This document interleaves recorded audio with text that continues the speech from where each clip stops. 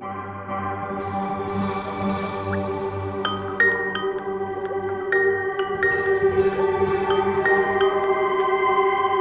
one of the cases that I came across that a lot of your listeners might not be familiar with, although I do think they will be familiar with in the future, is the case of Dr. George Hill Hodel. So who is he? Well, George Hodel, and I should preface this all by saying that all of this information that I came to understand about George Hodel and the prolific serial killer that he was, who was never caught and never went to jail and died an old man, who was many serial killers actually throughout the course of his life, is all chronicled in 5 different books by his son, who is a retired LA homicide detective of 20 years, Steve Hodel, and his website is stevehodel.com. Now, Steve began writing about his father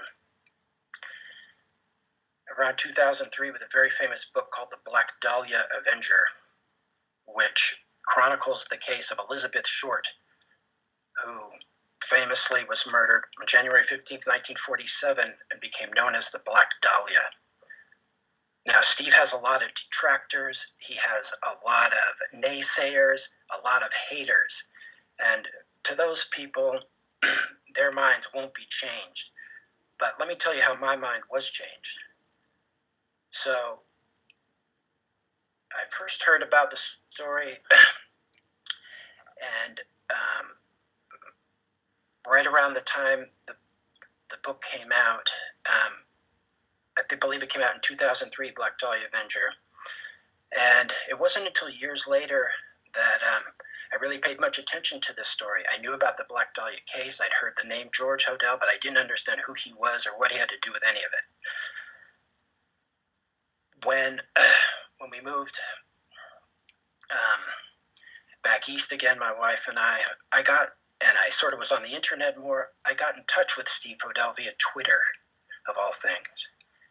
And I began to, over a long period of time, I established a rapport with Steve himself, which led to further and further personal conversations that I had with Steve. And I would say at this point, I would consider Steve a close friend of mine, and I think he would say the same thing. The books are compelling, and of course that's the bulk of the evidence, but it was a combination of getting to know Steve personally and learn more about what it was like growing up with George Hodel, and a lot of the investigation that he had done that really brought me around to understanding that the information was real. It was true as far as, of course, this is all my opinion, but I think it's a safe opinion. And so that's how I became convinced of Steve's story. And I'm working on a short film about it now, which I'll put out in the next few months. Sorry about that phone. So, beginning with the Elizabeth Short or Black Dahlia case, which a lot of people who are into true crime or unsolved murders may be familiar with. Suffice to say that case is probably the most famous, although not the only famous one that George was involved with. Elizabeth Short was found surgically bisected at the waist and posed on just off of Degnan Boulevard in Hollywood, California on January 15th, 1947. Officially, for many years, the case went unsolved, and on a lot of websites you'll still see it categorized that way.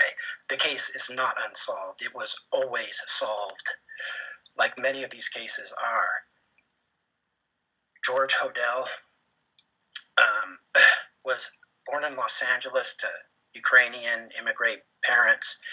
He had a genius IQ. His IQ was 184, which was 1 point higher than Albert Einstein's. He was a musical prodigy. Rachmaninoff even flew from Russia to hear him perform. You'll see all of these facts disputed, too, in different places, but believe me, they're true. George was a very unusual boy. He was admitted to the California Institute of Technology when he was 14. But like a lot of genius children, they don't fit in socially in other ways. And in fact, George, being the classic psychopath that he was, got one of his professor's wives at the Institute of Technology. He got her pregnant, and he was expelled from school. From there, George, who always had a fascination with the dark side of things, becomes, at age 17, Los Angeles' youngest crime reporter. And he travels around with what was known as the gangster squad or the vice squad, which was extremely corrupt, kicking down the doors of brothels and opium dens and collecting money. And he travels along with them as a reporter on these gruesome murders, and he reports on them. Then, a few years later, at around age 20, George is admitted to medical school. I believe this is in 1932, I think he enters medical school at the University of California at San Francisco, which will become relevant to the story as well. Keep that in your head. While George is at medical school, there's a new procedure being taught in the country, and there are less than 100 people, 100 surgeons who learn the technique. It's called a hemicorpectomy, and it involves the bisection of the human body at the waist, going through the second and third lumbar vertebrae, which is the only way to bisect the human body without cutting through bone or damaging any of the organs. Elizabeth Short's body was bisected in exactly that way. George graduates from medical school in 1936. He promptly returns after spending some time in New Mexico, which is the topic of Steve Hodel's latest book. Look into that at stevehodel.com. But for our story, he returns to Los Angeles, and in 1938, he's appointed the head of the Los Angeles Department of Health. Okay, the head of it. So, if I jump back just a bit, because Hodel's story is epic, it's almost a century long. He lived to be 91 years old. So there's a lot to cover. But let me say this. While George was a crime reporter at night, or during the day, I should say, for the newspaper, at night he drove a cab. And he also drove a cab when he was in medical school in San Francisco. And one of the people in Los Angeles that he drove a cab with was a young law school student named William H. Parker. The same William Parker that would go on to become LA's chief of police for 16 years and had the Parker Center named after him, which is no longer there, but was LAPD's headquarters for more than 40 years. That William Parker. He and George were friends, to say the least, okay? So, George returns to Los Angeles after medical school, after, in a typical psychopathic way, abandons the family he had in New Mexico and in San Francisco. He has children all over the place in that typical way. He becomes the head of the LA County Department of Health, and he opens a very very successful private practice in downtown Los Angeles. Okay? George purchases a very famous home at 5121 Franklin Avenue, which is a Mayan temple designed home by Frank Lloyd Wright Jr. So George has his medical practice and his job as the LA County Health Commissioner there. Now, this is in the early 40s, remember, and abortion is quite illegal. But George's medical clinic is really nothing more than a front for his abortion clinic. And it's not just George's abortion ring. George, of course, enjoys the protection of LAPD at the highest levels, notably by the Vice Squad and the Gangster Squad. And George performs abortions for the wives and the mistresses of Hollywood's elite, of the political elite of Los Angeles, the LAPD's wives and girlfriends. Do you understand? Mm-hmm. So George is extremely well connected and extremely protected. And this abortion ring is a very, very lucrative, very lucrative. Now, just to reference back to Elizabeth Short, Steve makes the case in the book, but suffice to say, before Elizabeth Short's murder, there were more than a dozen other so-called lone woman murders throughout Los Angeles. All of them, by the way, happened within a 10-mile radius of Hodel's downtown office and his Hollywood home. The murder of another actress named Jean Spangler. There's the murder of a real estate agent named Gladys Kern, less than a half a mile from George's house in Los Feliz. Georgette Bauerdorf, who was the daughter of oil magnate George Bauerdorf, who worked with J.P. Morgan and others. A lot of high-profile people were killed. Now, Elizabeth Short was not a high-profile person, and contrary to most reports, she was not a prostitute either. She was a small-town girl, very naive, from Medford, Massachusetts, who, like a lot of women at that time, had gone out to Hollywood and still go out to Hollywood, seeking fame and fortune, and end up ritually murdered and dead, which goes on, as you well know, to this very day. So George meets Elizabeth Short, where else? At his clinic, which was also, he also treated people for venereal diseases and other things. So he meets Elizabeth Short there. Now, George's close circle of friends included all of the Hollywood elite people, including director John Huston, who directed The Maltese Falcon and Treasure of Sierra Madre, and many other very, very big movies at that time. In fact, Huston's wife, Dorothy Huston, divorces John Huston and marries George Hodel, and that's Steve Hodel's mother, Dorothy Hodel. Okay, so to say that he and John Huston were close is an understatement.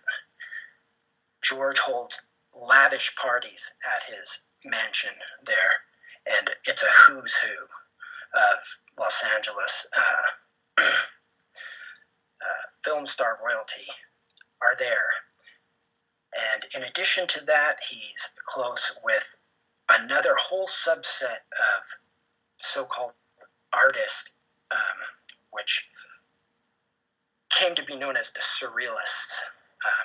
people can Google that, look up the Surrealism movement. I'm very, very cynical on the Surrealists because they were nothing more than Marquis de Sade worshippers. And if people don't know who the Marquis de Sade is, that's where we get the word sadism, or a sadistic, taking sexual pleasure in the torture and inflicting of pain on others. So Marquis de Sade was single-handedly rescued from literary obscurity by the leader of the entire Surrealist movement, Andre Breton. So and John Huston were a dedicated sadist. Arthur Miller, another regular at Hodel's house, another sadist. They were all sadists, all of them. Man Ray, the photographer, most notably, was George Hodel's personal family photographer. One of the women that was murdered disappeared right in front of Man Ray's apartment. So there's a lot to be said about his connection with the Surrealist. The long and short of it is they were all sadistic and admirers of the Marquis and Satanists. They were Satanists. By any other name, call it what you will. That's their religion. Now, amongst these group of so-called Surrealists, the murder of Elizabeth Short was well known, and in fact, as Steve Hodel clearly draws out and points out, Elizabeth Short's posed body was an homage to George Hodel's friend Man Ray and his photograph called the Minotaur. Now, the Minotaur in Greek mythology was the half bull, half man that lived in the labyrinth and devoured young maidens. You can look into that too. So, Man Ray's photo, the Minotaur, shows a woman's bisected body, her hands draped over her head, which gives you the shape of the bull's horns, the Minotaur's horns. When you look at the crime scene photographs of Elizabeth Short, she was brutally tortured and murdered. Her face was cut from ear to ear. Her bisected body, both halves separated there on a vacant lot. Her arms above her head in an homage to Man Ray and his Minotaur. Now, I'm not saying Man Ray was a serial killer or any of these other Surrealist artists were killers in the same way that George was, but I can tell you that he did have accomplices. One of them being a guy named Fred Sexton, Sexton, who was another minor so-called Surrealist artist in and around Los Angeles at that time as well. Now, like I said, George met Elizabeth Short at his abortion clinic. Man Ray photographed Elizabeth Short. These are in the private collection of Steve Hodel. And the murder of Elizabeth Short was, in George's mind, his masterpiece of surrealism, his murder as fine art. And you see very little about him associated with Elizabeth Short.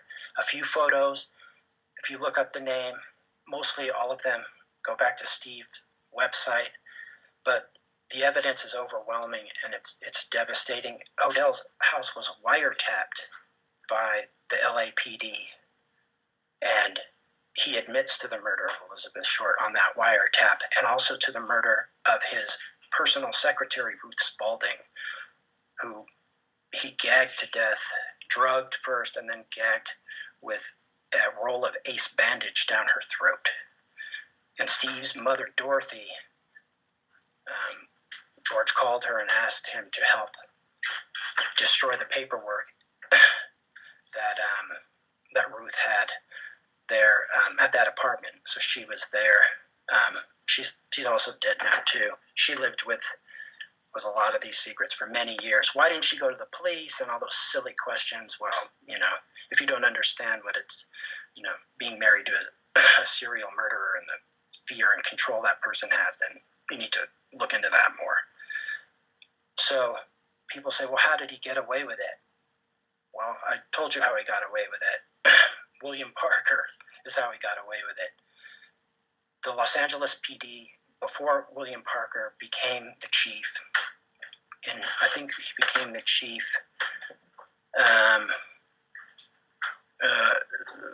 in the early or mid 40s, and before Bill Parker became the chief, the LAPD had been through a tremendous amount of scandal, and Bill Parker was voted in on the premise that he was going to clean up the corruption within the LAPD, as if such a thing could actually happen. But at least outwardly, at least to the public, it was going to be cleaned up. Now, everybody knew George. Everybody knew what he did. Remember, Short's murder was just one of more than a dozen that we know of in Los Angeles between 1943 and 1947. I chronicle, I think, 10 in the movie I make. That's just what we know about. So everybody knew George Hodel. And in my film, I put quotes, and Steve has these on his website too, quotes from the Los Angeles County District Attorney, investigator, saying, we knew who the Black Dahlia killer was, we just didn't have enough to put him away. So Parker, having run on the anti-corruption platform there, gets elected. And his second in command is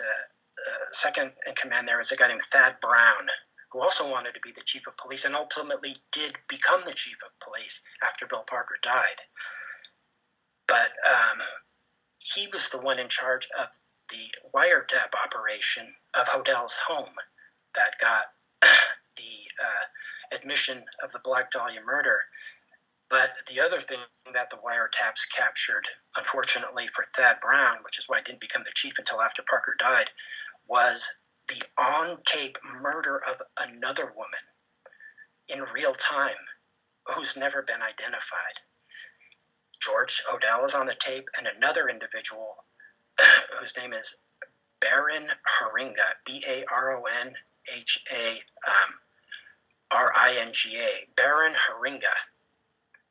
Look him up. He was another so-called surrealist artist with a gallery in Los Angeles at that time. That murder is captured on tape.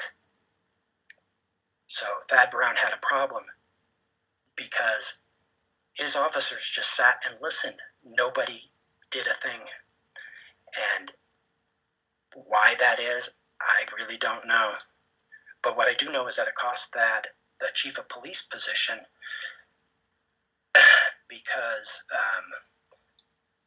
William Parker was voted in.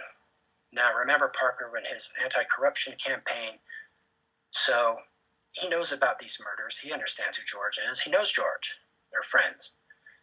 In what time was the tape produced?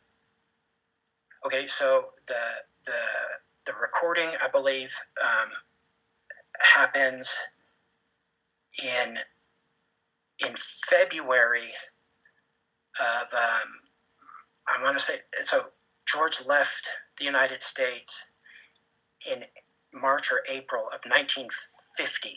So this happens in the early spring of 1950. Okay, now after the Elizabeth Short murder, there were other murders, but when George was brought into court, but it had nothing to do with the murders. It had to do with an incest trial, in which he raped his daughter Tamar, Steve's older sister, Tamar Hodel. And there's been some podcasts recently by relatives of Tamar, I believe her nieces, talking about that case, which I won't make too much comment on that other than to say it's a good thing Steve Hodel was on the show and kept them straight, because there's a lot of fiction in what they were talking about. But that was the only time George was ever brought into court, was on an incest charge brought against him by his own daughter, Tamar. George Hodel was acquitted of that charge, by the way, and released without serving any jail time. Of course, he was guilty of it.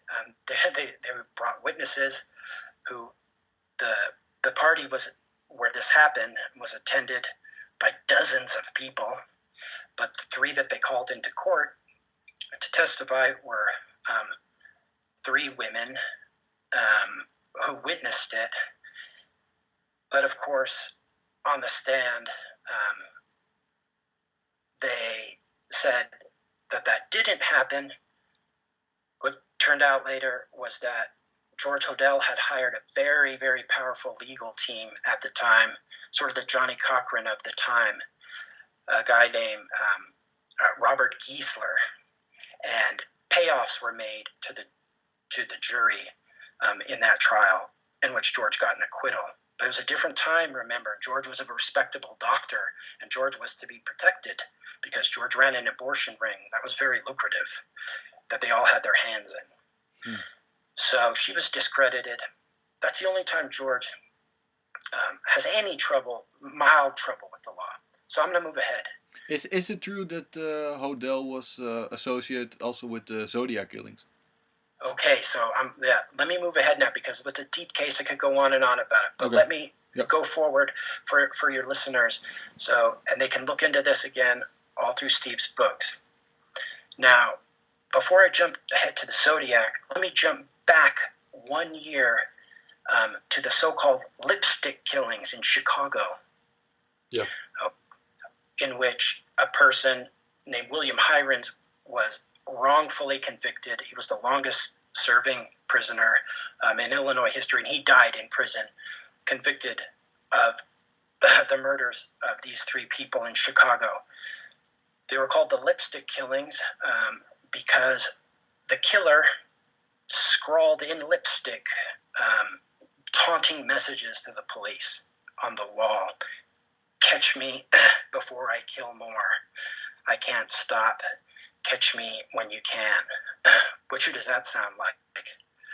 Well, it was George's hero, Jack the Ripper, of course. So on the lipstick killings, there were 2 adult women stabbed and murdered and left in a bathtub. Some of their wounds had even been wrapped and treated. But the most shocking case to the public was the murder of a little 6-year-old girl who, when people saw what had been done to her, they just couldn't believe it. Her name was Suzanne Degnan. Now, Suzanne Degnan's body was surgically bisected at the waist between the 2nd and 3rd lumbar vertebrae. And she had been abducted from her own bedroom, her own apartment bedroom, taken, that was accessed ostensibly by somebody putting a ladder on top of the car. Now, I personally don't believe that that's the way Hodel took her out of the house. I think he just quietly walked her out the front door of the house. Now, the connection there is long and strange, but if people look into the Charles Lindbergh kidnapping, not of Charles Lindbergh, but of Lindbergh's baby. The Lindbergh baby is very, very famous, and it happened a few years, about 10 years before, in the 30s. This is Hodel's grandiose ego, absolute desire to outdo the most famous kidnapping and murder of his day, which was the Lindbergh baby. People can look into that. And also, it was an homage to his most personal hero, which was Jack the Ripper. So, Suzanne Degnan was murdered not from the apartment where she was taken, but to an adjacent apartment building in the basement, where there were some large wash bins that were perfect for bisecting a body. Now, she was strangled first, but the building where Degnan was dismembered was on Winthrop Street. Now, the first canonical victim of Jack the Ripper was Polly Nichols, and she was found at the corner of Bucks Row and Winthrop Street in London. Now, George, after he dismembered the body, and I'll tell you why George was in Chicago at that time. After he dismembered the body, he posed the arms above her head in the same Minotaur position that a year later he did with Elizabeth Short. And the rest of her body he put in sewer drains, one on Hollywood Avenue, which is an alley in Chicago. He posed her arms there and put some of her other body parts there. A year later, Elizabeth Short's murdered in an almost identical way. Here's the connect. Why was George Hodel, if I told you before he was a doctor in Los Angeles with an abortion clinic, what was he doing in Chicago? Well, here's what he was doing in Chicago. George had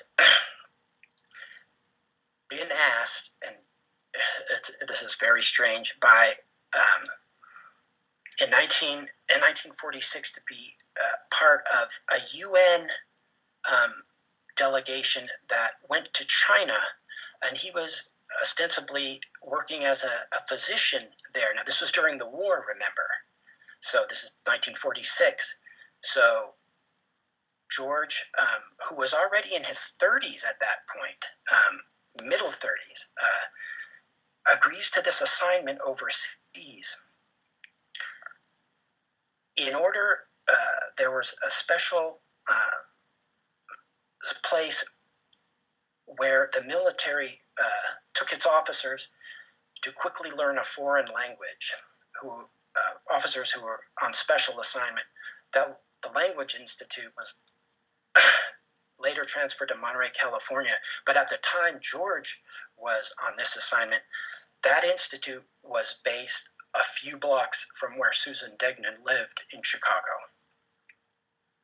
George Hodel was in Chicago and attended that Language Institute in order to prepare him for his mission to China, which he went on under this UN, the special UN assignment, which is very bizarre in and of itself. This is documented all in Steve's books. That places Hodel in Chicago at the time of the murders. A year later, Elizabeth Short's body, remember the little girl murdered was Suzanne Degnan.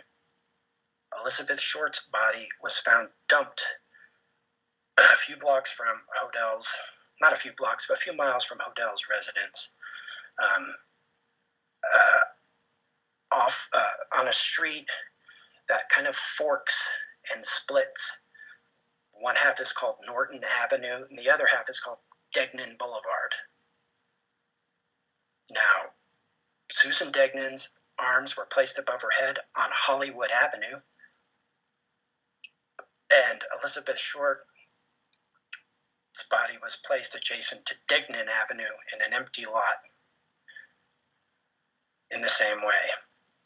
Now to go ahead even further towards the Zodiac here. In 1950, like I mentioned before, to the dogged determination of one of the the Los Angeles County attorney investigators is finally able to interview enough people to get, including one of the women that had defended George in his incest trial, because again, this was all known by a lot of people.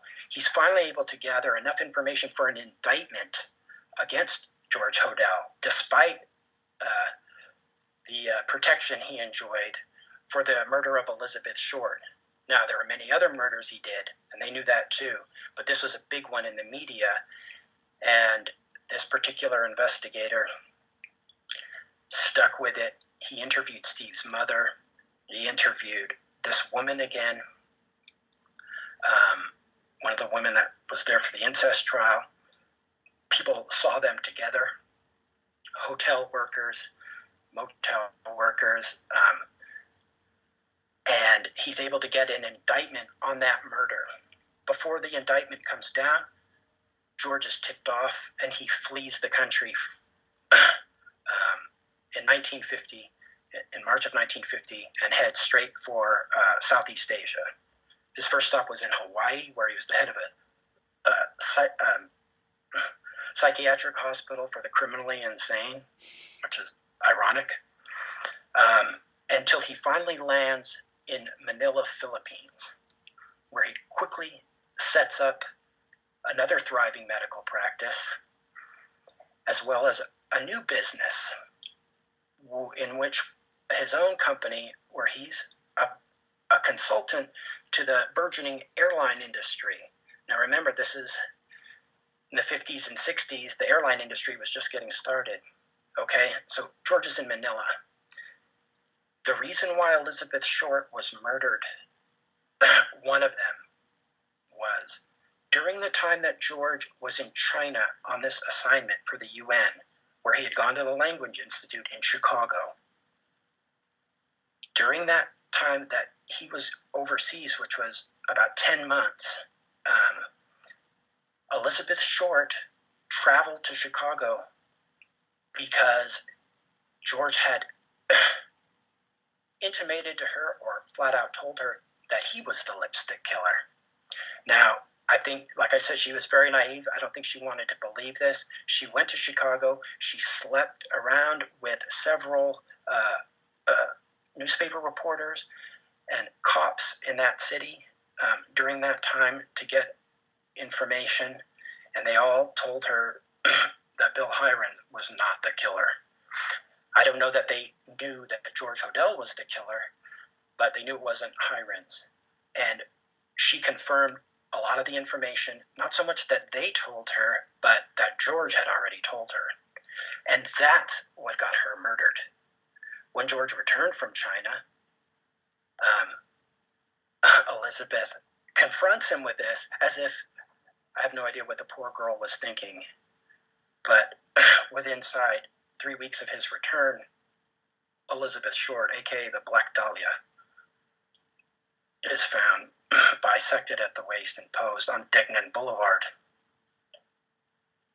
Now, George escapes justice on that. He goes to Manila, Philippines.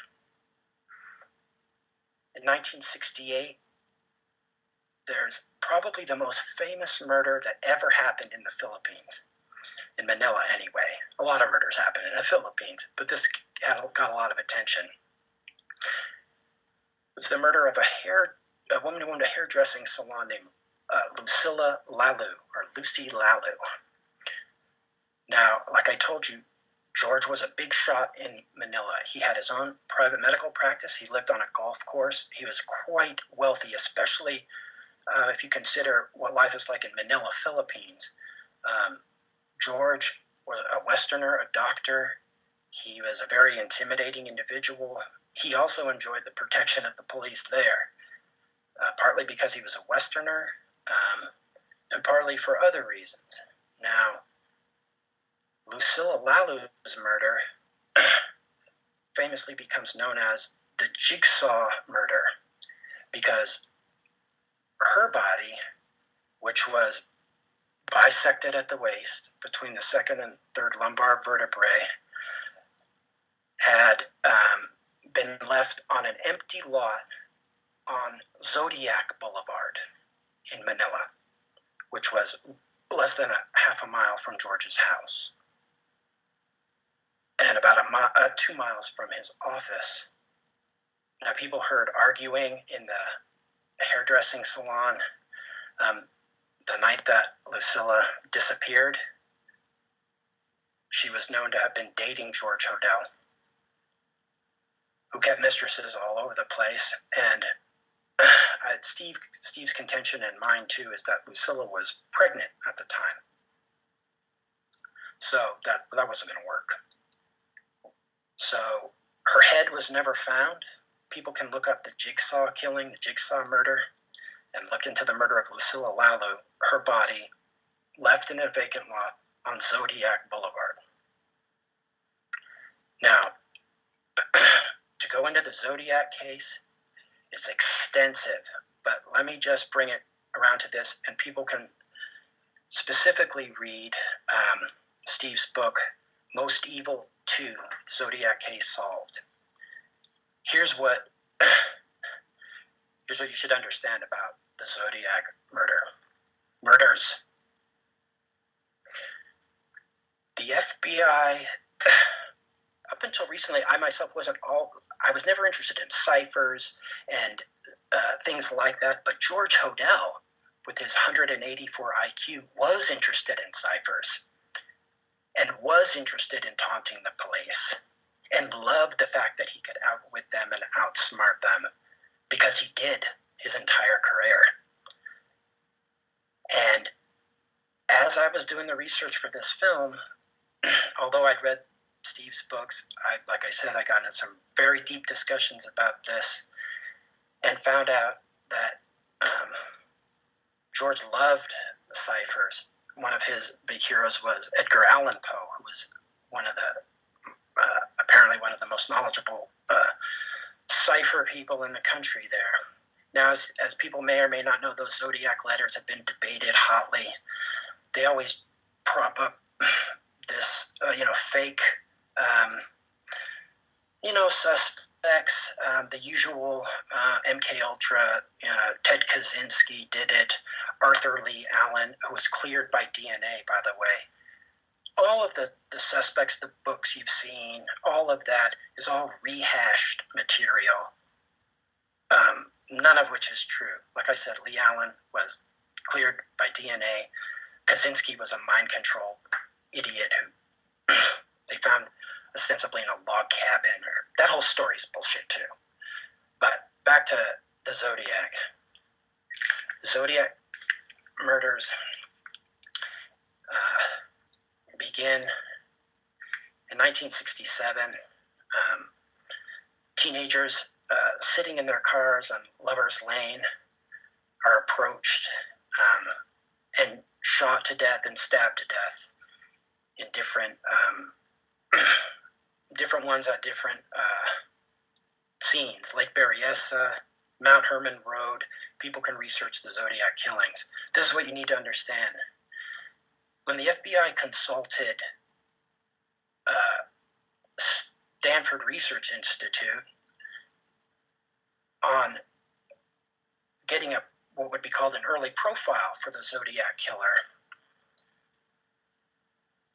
the person that they got said to them, now what I'm about to tell you is based on the letters that the Zodiac sent. Not so much the ciphers, okay?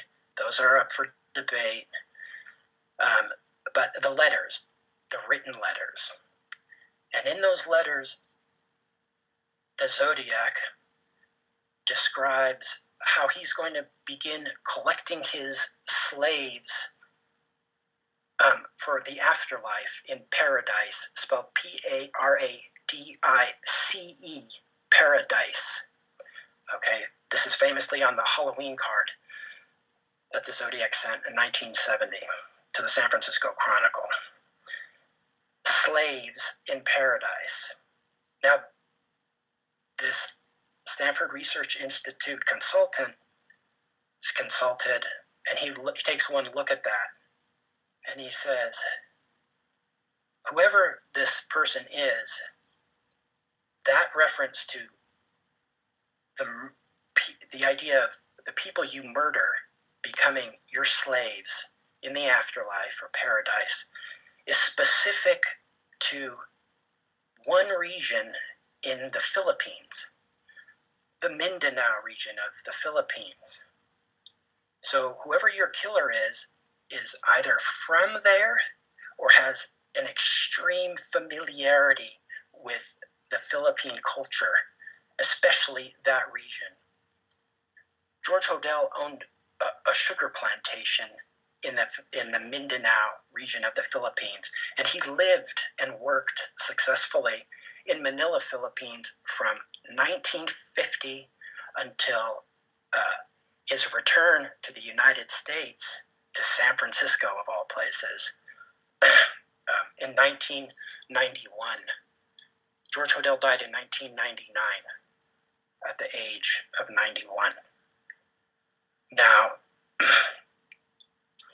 the Mindanao region of Philippines, the slaves in paradise. You never hear about these things when you look on Zodiac sites or Arthur Lee Allen or any of that other nonsense. Okay? This isn't my idea or Steve Hodel's idea. This is in the letters. Specifically, the 1970 Halloween card that Zodiac sent. The reason that, and the sketch, there are more than one sketch. The sketch that you've seen of the Zodiac is the sketch they want you to see. There were 3 sketches done of the Zodiac. On Steve's site, he shows you the sketch that was given by one of the officers.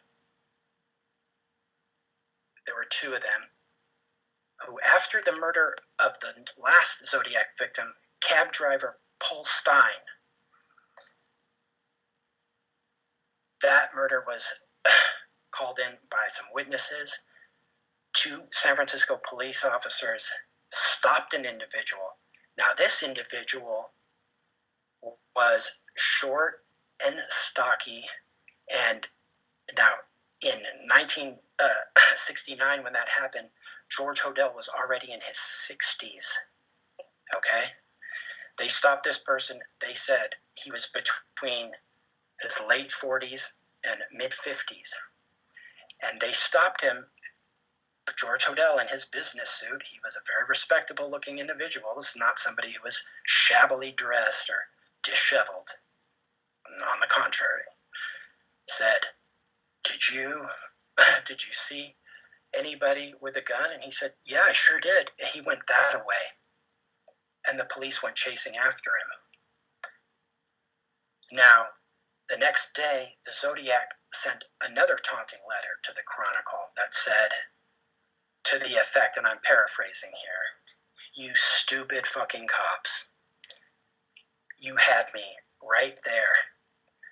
It must really burn you that you let me go, you stupid idiots. Now, the sketch that those 2 cops, one of those police officers was much older than the other, and that younger officer was unfortunately killed in an unrelated incident about 6 weeks later. As soon as they let George Hodel go, when they stopped him, they realized what they had done. The older cop, not wanting to jeopardize the career, his own career for one thing, but especially the career of the younger officer, said, look, we have to give a different description here of what happened. Now, the younger cop gave a description, and finally this older cop too, he finally gave one as well. Now, he never admitted, except privately to his wife, who Steve Hodel interviewed as well, that it happened exactly this way. But I can understand why those 2 cops, their entire career was on the line. And if it came out that they had let the Zodiac killer go, I mean, can you imagine what would happen there? Yeah. I mean, Yep. they didn't do it purposefully or anything. I mean, and rightly so. George would have killed them without hesitation, without a thought. Okay, so the reason that people go around in circles about the Zodiac is because, remember what I told you George Hodel's new business was in the Philippines? He was a consultant to what? To the airline industry. And George Hodel traveled first class on regular business trips to where? Well, to his favorite city, of course, to San Francisco. He also traveled to New York and Los Angeles and other places. So the reason people go around and around about the Zodiac is because George Hodel lived in Manila. Remember what the SRI Stanford researcher said, as an intimate knowledge of the Mindanao region of the Philippines. Well, George lived in the Philippines. That's where he lived and worked. And he traveled on many of these trips. He had lunch with his son, who was an LA homicide detective for 20 years. George loved that.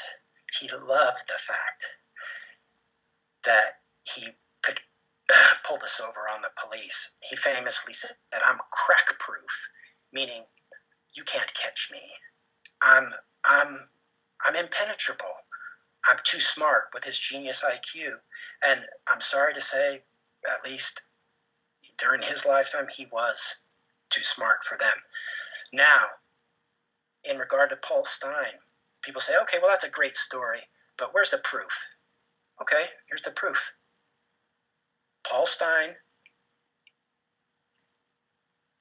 and this will remind you of, if you're familiar with the Ripper lore as well. He cut a piece of Paul Stine's bloody shirt after he shot him and posed his arms, by the way, over his head in what? In the Minotaur position. I didn't have time to bisect him at the waist. He had to shoot him and get the hell out of there. He cut off a piece of Paul Stine's bloody shirt. And he sent that, just like Ripper sent part of the kidney to Inspector Lusk there at Scotland Yard. George Hodel sent part of Paul Stine's bloody shirt to the San Francisco PD. That's a fact. They still have that, by the way. Not only that, they have the pair of gloves that the Zodiac left in the cab as well. I thought he sent it to a journalist. Okay, right, to a journalist who handed it over to the PD. Okay, so the journalist isn't the point.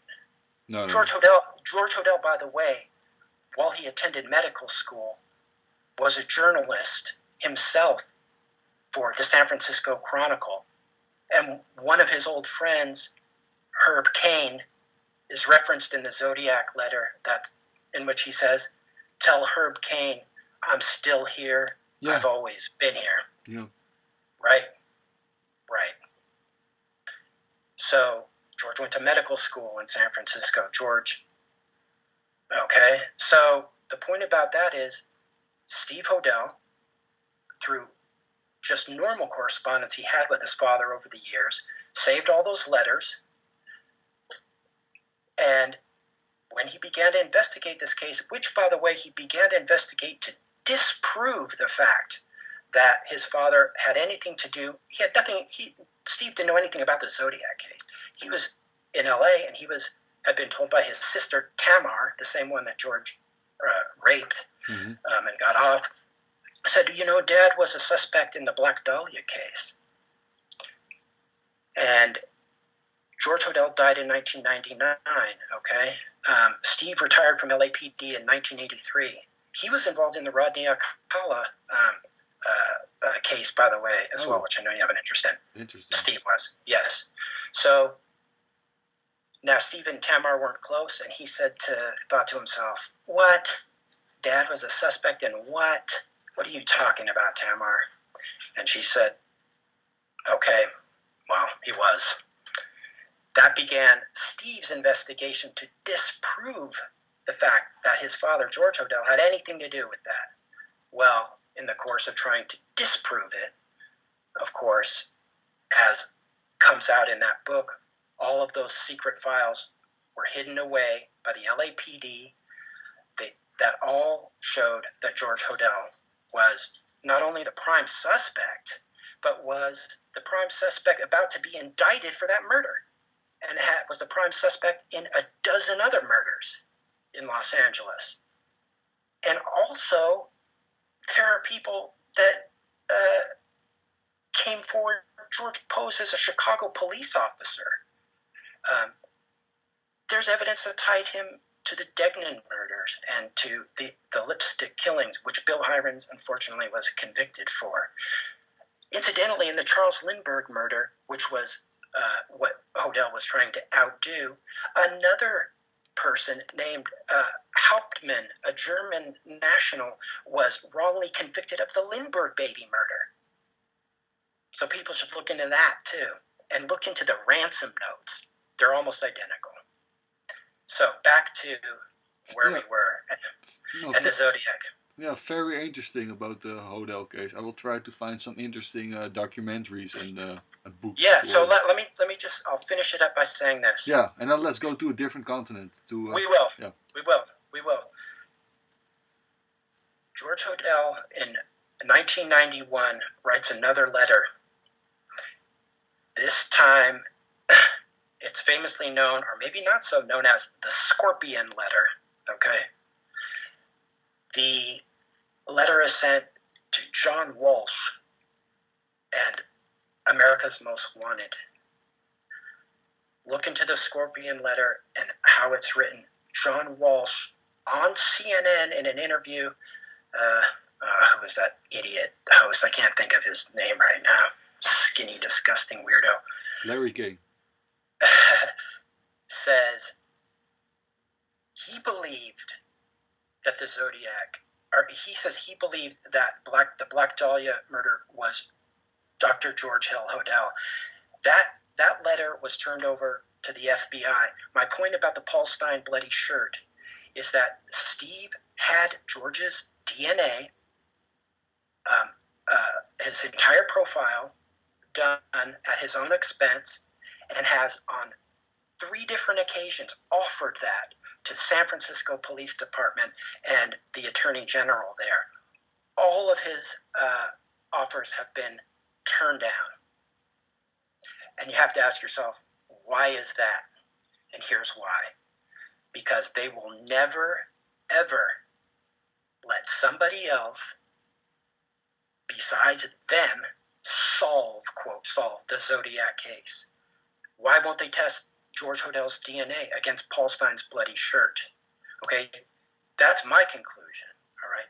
3 different times he's offered it to them, and each time they've said no. If it's not true, if the story's bogus, if it's bullshit, if it's a yarn, then test it and discredit him for good and put it to sleep. Enough out of Steve Hodel, but they don't, right? Yep, agree.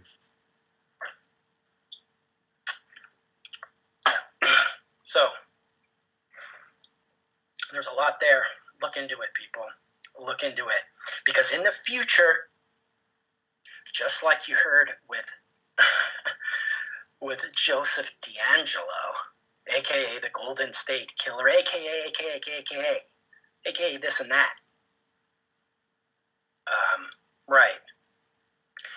Well, what did they say solved it? Oh, Jed Match or Jed Bank or whatever. Solved it. Okay, then look into that some more yourself.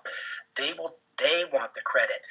The DAs, the ambitious governors and mayors, they'll take the credit. They're not going to give some retired old cop, Steve Hodel, who's written all these books on. They're not going to let him take credit for anything. They'll discredit him till the day he dies. And whether you believe Steve Hodel or not isn't the point. Look into this yourself, okay? Yourself. And look at the evidence. Read Steve's books. Dismiss them if that's what you come to. I dare you. Yeah. So you've got an epic story there, man. You've got the Chicago lipstick killer, the Black Dahlia Avenger, No, the it sounds. Zodiac killer. There's a lot of different things there, isn't there? There's a lot of stuff there. Yeah, it sounds apparently that he's connected to at least 5, 6 high-profile cases still ongoing. So. Okay, well, let's move on. Yeah, let's go to England, a different continent, with Fred and Rose West. Okay, well, for those of you who aren't familiar with the awful story of fucking Fred and Rose West, I don't mean to curse, Patrick, I'm sorry.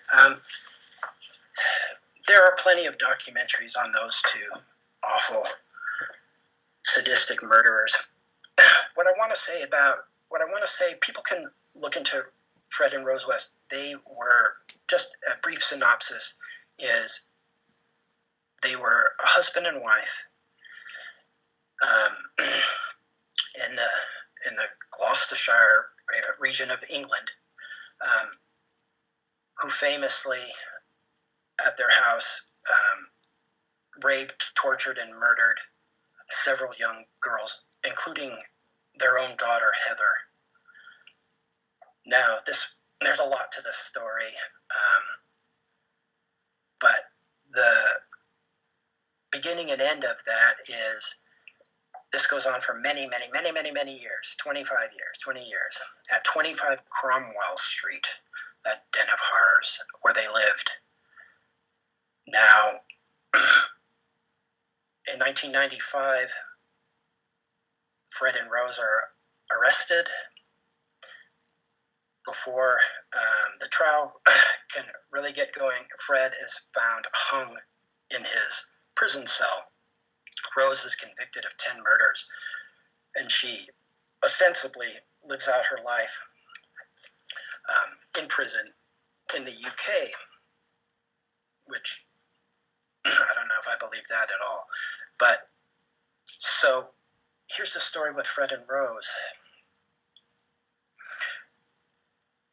Rose Letts, Letts, is her family name, Letts. Her father was named Bill Letts. Now, Rose comes from an extremely abusive, incestuous, pedophilic, satanic family of long lineage, okay? Rose is actually the favorite amongst the other children, which there were many. I don't remember exactly how many siblings Rose had, a lot. He's the favorite of her father, Bill's. And so she's spared the beatings that the other kids endure, but of course not the incest. No need to spare that. Fred West, like Rose, comes himself from a family almost exactly identical to that.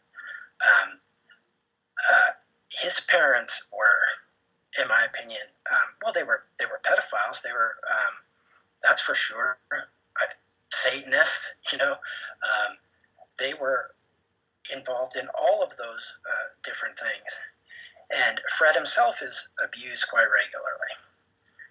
None of this, in my opinion, now here's where you and I may disagree, and in fact, Steve Hodel and I disagree. I don't care what your upbringing is. A psychopath is born that way. I know a lot of people who had sadistic upbringings. The famous poet Charles Bukowski comes to mind. Read his book called Ham on Rye, and his upbringing, sadistic. He grew up to be a poet. Okay? So that's for, take it or leave it. But both come from those kind of families. So Fred has barely a sixth grade education. When you hear the man speak, he has a very thick Northern England or Geordie accent.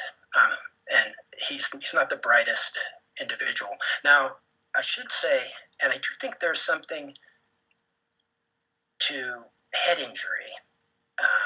And what do I mean by that? Now, so Fred suffers several of these.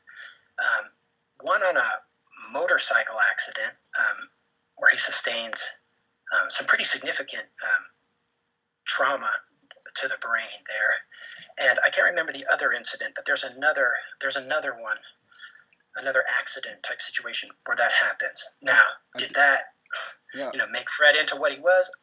My opinion is no. Do I think there's something to brain injury and violence? I do. What that exactly is, I know what I've read.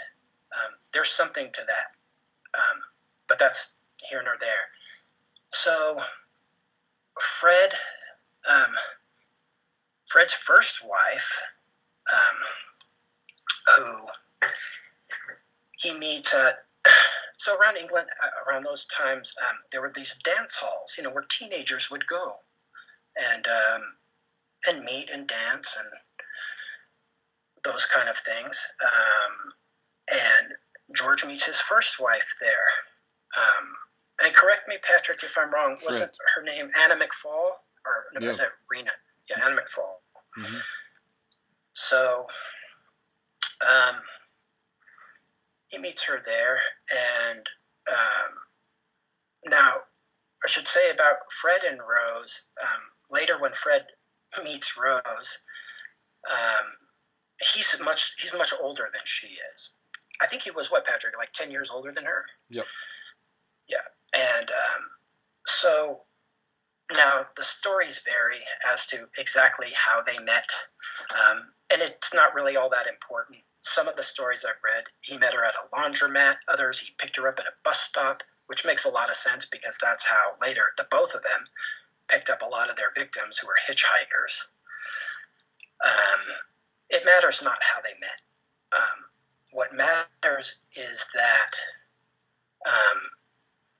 when they do meet, the Letts family is appalled by Fred West. And that's really saying something coming from a family as disgusting and vile as the Letts family.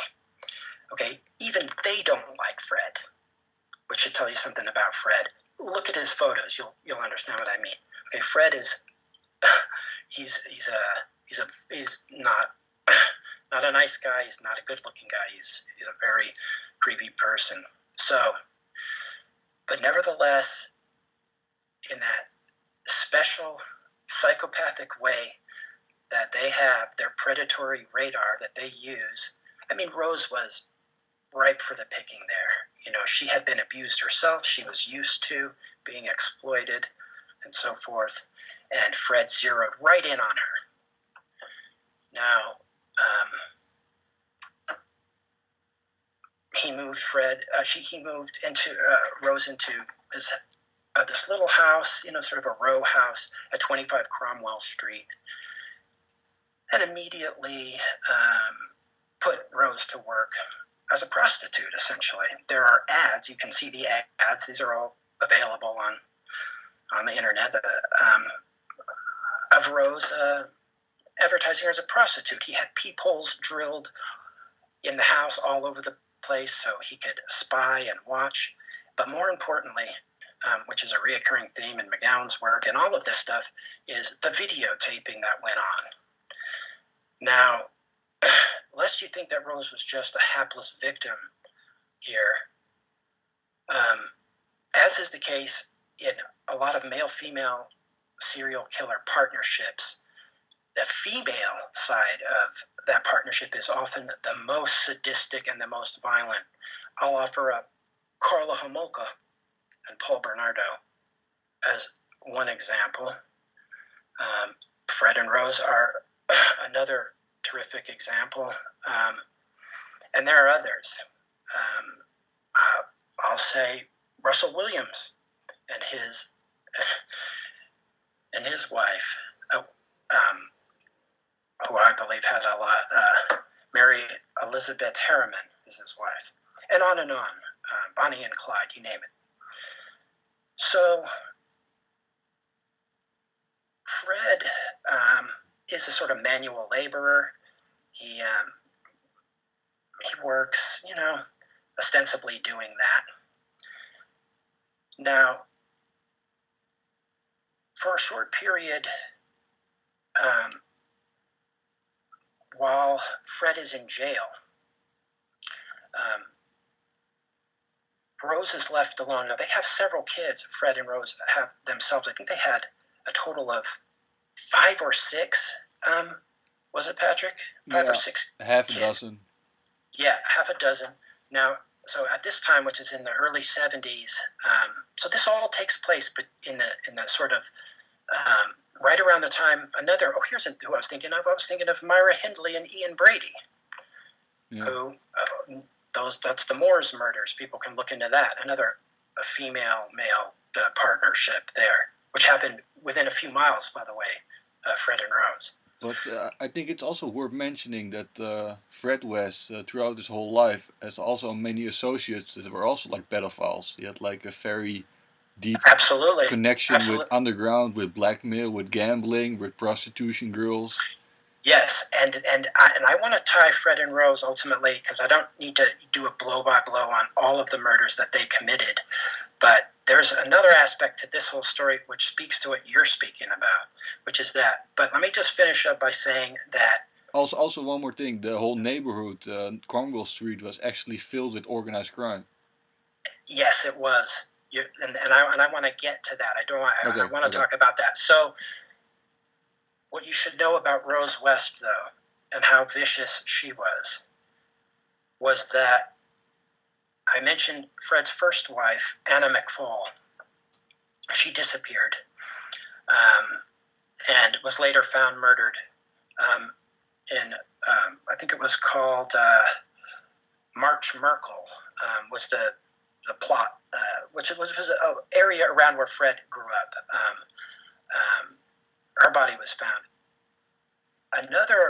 So Fred had another wife, if you could call her. That was Rena.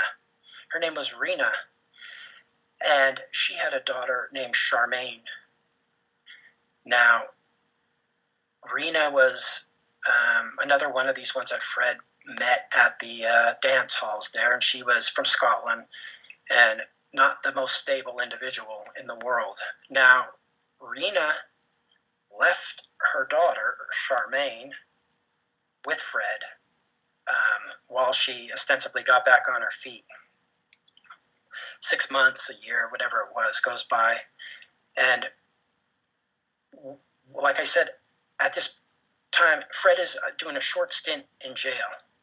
And so Rose is left with the kids of her own, which I think they had 2 or 3 at that time. And Charmaine, who's Fred's, it wasn't even Fred's daughter. That child was fathered by somebody else, but her parentage isn't certain. Maybe Fred was her father. I tend to doubt it based on what she looked like. The point is, she was living with Rose, and Rose considered her Fred's daughter. So a few months, 6 months go by. Rena, getting back on her feet, she comes to retrieve Charmaine and says, "Oh, I'm here to get Charmaine and take her back with me." Except Charmaine isn't there. And she said, "Where's Charmaine?" And Rose said, "I have no idea where she is.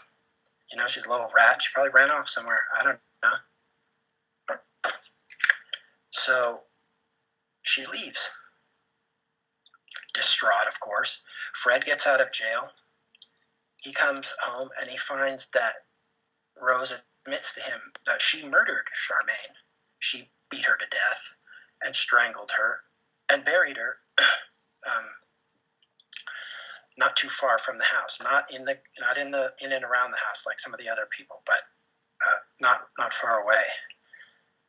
Now, Rena, very suspicious now, returns again shortly, and this time she wants to bring in the police, and she wants to know where Charmaine is. So Fred takes her, and he murders her, and he buries her in the same place he buried Anna McFall. I think it's called March Merkel, or some area there. So my point in telling that story is Rose was a sadistic monster who doled out unspeakable beatings to those children. She murdered Charmaine, the 6-year-old. And the most famous murder, and then we'll get into what these other elements here, was, I believe it was in 1988 or so. Their own daughter. Now, let me just say this about Heather West. At that time, Heather West was, I believe she was about 15 or 16. Now, the thing that people don't know about Heather West is that, remember, these are incestuous, disgusting families. The Letts family, by the way, eventually came to accept Fred and thought he was a swell guy after at first being disgusted by him.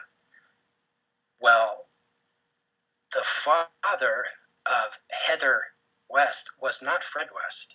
It was Bill Letts, Rose's father. Rose's own father was the father of Heather West. Now, Heather all of the kids tried to escape in different ways. Heather at that time tried to get, I believe it was a job overseas, maybe in Eastern Europe, working as a cashier, something in the travel industry, doing something like that. I can't remember exactly what it was.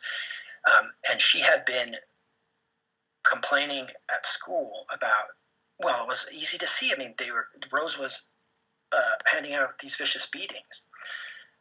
So my point about Heather West is that was the downfall of Fred and Rose. Rose West murdered Heather in the living room. Fred West helped her and likely filmed it, which he filmed all these. Now, I'm not even mentioning all the other murders that the Wests did. Okay, I'm just focusing on Heather here. Heather was murdered by Rose. Fred helped her, and they buried Heather under the paving stones in their front garden of their home. Now, all of these other things that Patrick's talking about, and we'll get into about the snuff films and the connections to organized crime, and ultimately, in my opinion, to Jimmy Savile,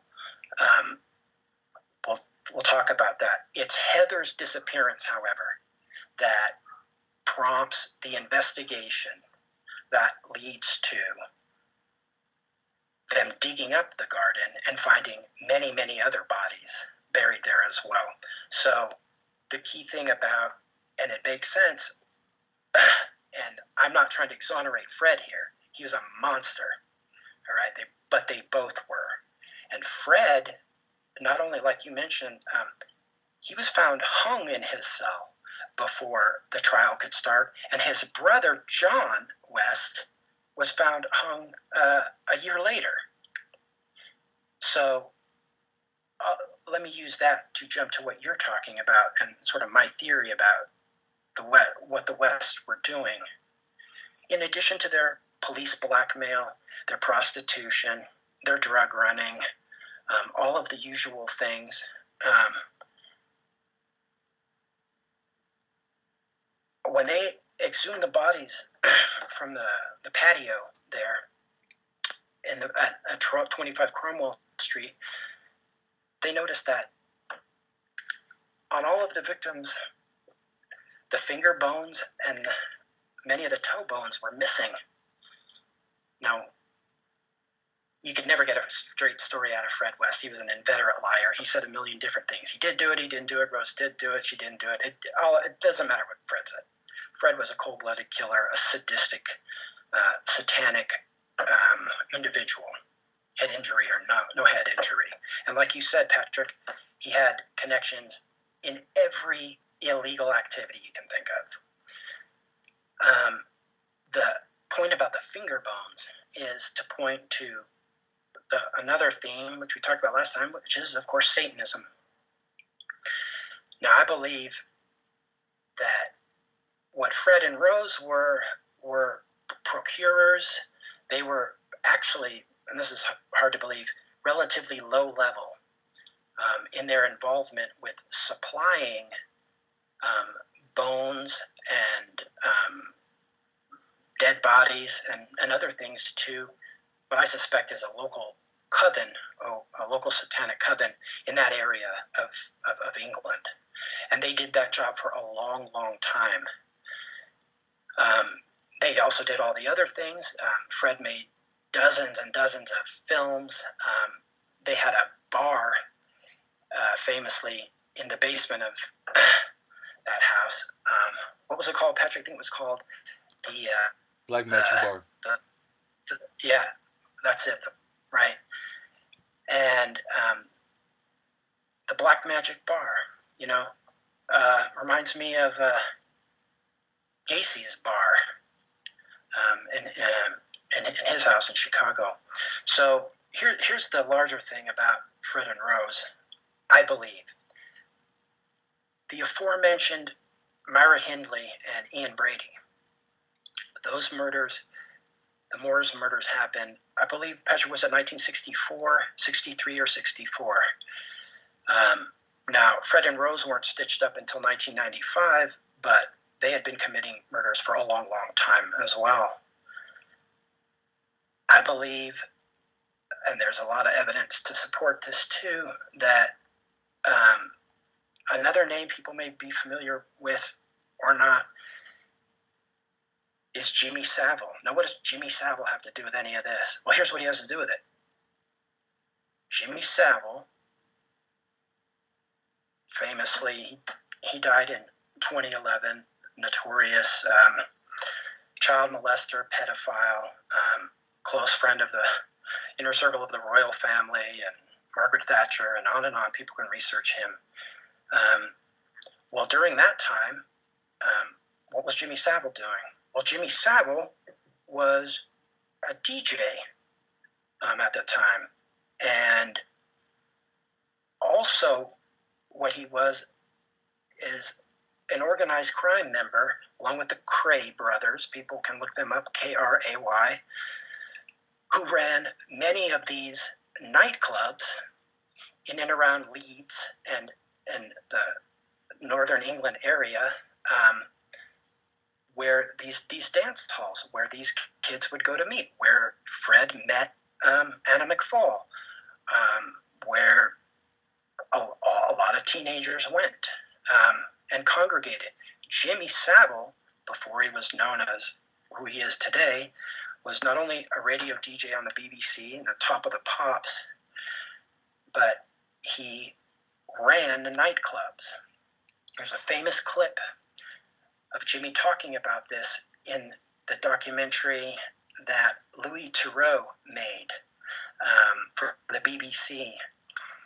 And I can't remember the exact name of that, but if people look up Jimmy Savile and Louis Theroux, Luis, and the last name is like Throeux or something like that. It's a French spelling, but he's just a British person, Louis Theroux, where he hangs out with Jimmy Savile for several days. And in one of the clips there, it's after Theroux goes to sleep and Jimmy thinks the camera's off.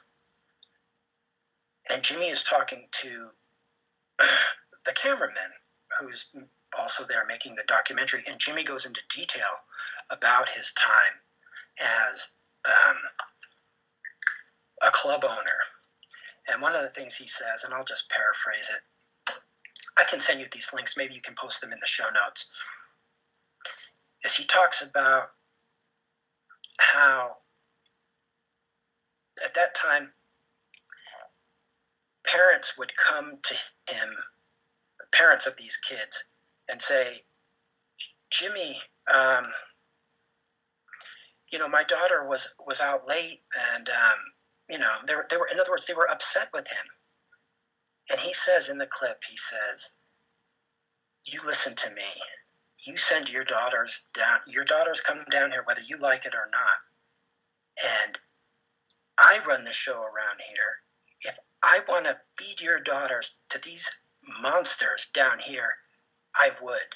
So, and I didn't, did I?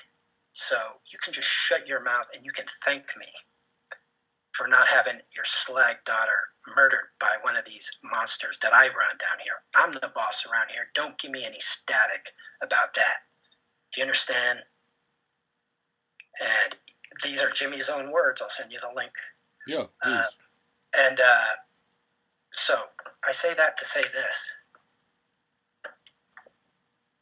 Savile is intimately connected with this underworld, this crime world that we're talking about here.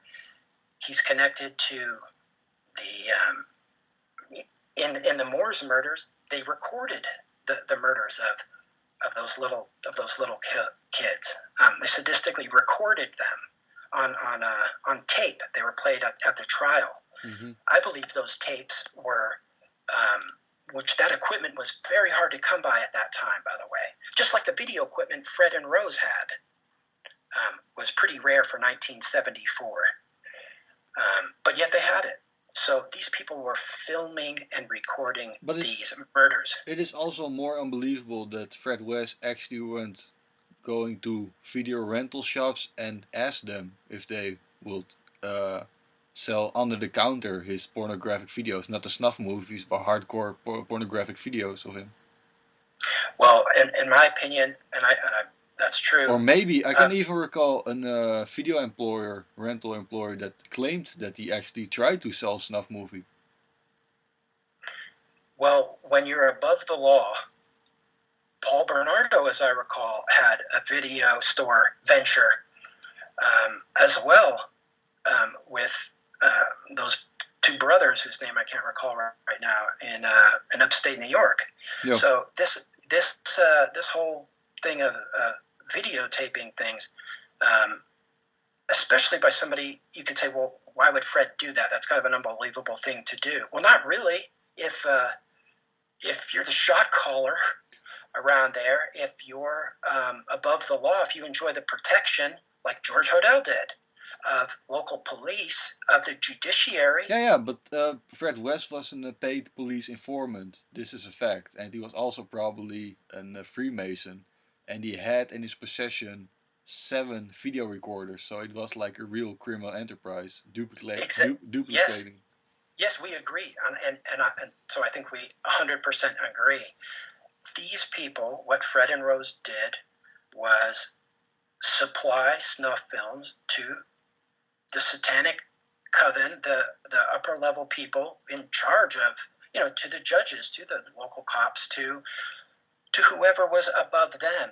That's why I said it's kind of startling that Fred and Rose, for as murderous as they were relatively, as you say, sort of low level, but still above the law. Yeah, but also the whole house and the prostitution, what went on, the babysitters that were coming and going. I think there was also like a hotbed for blackmail. There were like microphones everywhere. Everything was recorded. They say Fred was sitting inside the room listening to every conversation. There were hidden cameras probably. So it's all also blackmail. And also more important, 15 years ago or 10 years ago, it has been come out that 25 Cromwell Street was actually being used by a human trafficking ring from Czech Republic. Yes. So it was the headquarters of a trafficking ring. Okay, so yes, the answer to all of that is correct. And yes, and to my point about Savile, because at the highest levels of all of this, and people get bogged down, and it's easy to, on the actual prostitution or the compromising or the blackmail, that above all of that, especially in the UK, are who? The intelligence services. Yep. And the royal family. And if people don't understand the royal family, then they need to understand that. And it's all the royal families. The royal family of Belgium, the royal family of Portugal, all of them are involved in this. And the intelligence services are intimately involved and allow this to go on because they're the consumers of snuff films. The average schmo in the video store doesn't want to really see somebody murdered. Even the most sort of depraved, scummy pervert that you can think of, as perverted or as low-lifey as he might be, he's not a sadistic, psychopathic sadist. Now, maybe he is, but what I'm telling you is that the people that populate the intelligence services and who run the intelligence services and who are in the royal family and procure children for the royal family, like Jimmy Savile, like he did with the Prime Minister, Ted Heath, who famously murdered boys from from all over the place, from the Kincora home, the orphanage, on his boat, the Morning Cloud. Look into Ted Heath. My point is, these are the people who consume this. These are the people like Fred and Rose, Ian Brady, work for. Jimmy Savile, they work for them. That's how they're able to get away with this. That's why they get extremely light sentences. When you look into Fred's sentences that he got before he was finally brought down, what usually happens, they're undoing Jeffrey Dahmer, is usually they get so carried away that they literally start burying the bodies in their front yard, which is exactly what Fred and Rose did.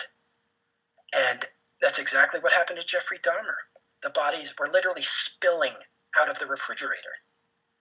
At a certain point, even the protected projects, or whoever these procurers, these people are, and I believe that's by design as well, they become out of control. They murder without any restraint at all, and they're their own undoing. And what does that do? It creates plausible deniability for the intelligence services to say, wow, what a monster. Can you believe he killed all those people and put them into vats of acid and all of that? Never mind the fact that, we let Dahmer operate for years and years, beginning in the military with his own father, and so on and so forth. That's another story. Yeah, Savile, I believe. It is also unbelievable that Savile befriended Peter Sutcliffe in Institution, which only begged the question, were they friends before? Yeah. So Peter Sutcliffe, and again, this isn't a lecture at your fans, your listeners, and they're the people who know what's going on about these cases. This would just be information for people who aren't familiar. Peter Sutcliffe, famously known as the Yorkshire Ripper. Boy, they like that Ripper title, don't they? The Yorkshire Ripper. Please make this short. Only 10 minutes, yeah? Then we do. Yeah, I will. Okay. The Yorkshire Ripper, people can look into that. Here's the thing about Savile and the Ripper. There's a famous photograph taken at Broadmoor Mental Hospital for the criminally insane in the UK, where Jimmy Savile had his own private office and the keys to, because he was a necrophile and an absolute monster. There's a famous photo taken of Peter Sutcliffe with Jimmy Savile and British boxer Frank Bruno. And Jimmy's standing in the middle, he's a cigar in his mouth, and he's introducing Sutcliffe. Now, he was famously friends with Sutcliffe. This is just what's known in the during the Broadmoor years. Sutcliffe, I think, is still alive in Broadmoor. During the Yorkshire Ripper murders, which, here's the thing, one of the victims was found literally in the backyard of Jimmy Savile's apartment. Okay? Now, at that time, they didn't have DNA positive matches like they do now. Jimmy Savile was interviewed many times in that investigation without anything coming of it. One of the bodies was found literally in his backyard. When they asked Jimmy about it, he said, "What about it?" And nothing happened.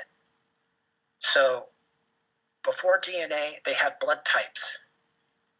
And the thing about blood types is some people secrete their blood type in fluids like semen or spit or whatever, and some people don't.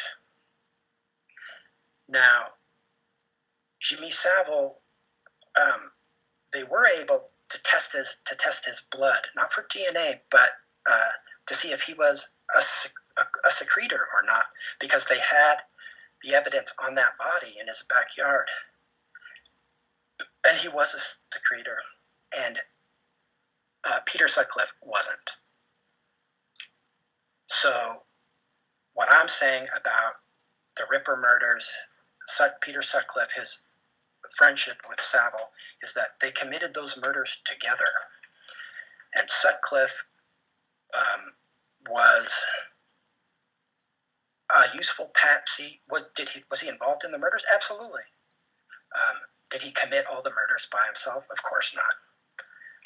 And there's ample evidence for that as well. And people can look into that. I recommend Thomas Sheridan's work on Jimmy Savile and the 666 killer and the Yorkshire Ripper. And that's that.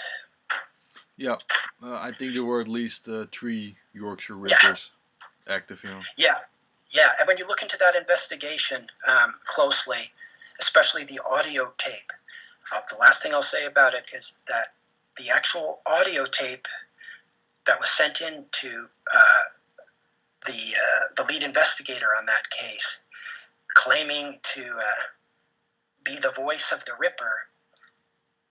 Remember what I told you about Jimmy Savile? What did he do? He was a DJ.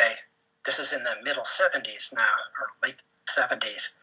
That cassette tape was a kind of tape, an extended play tape that was at that time, was only available to who? To DJs. No. And the voice on that tape, in my opinion, is the voice of Jimmy Savile,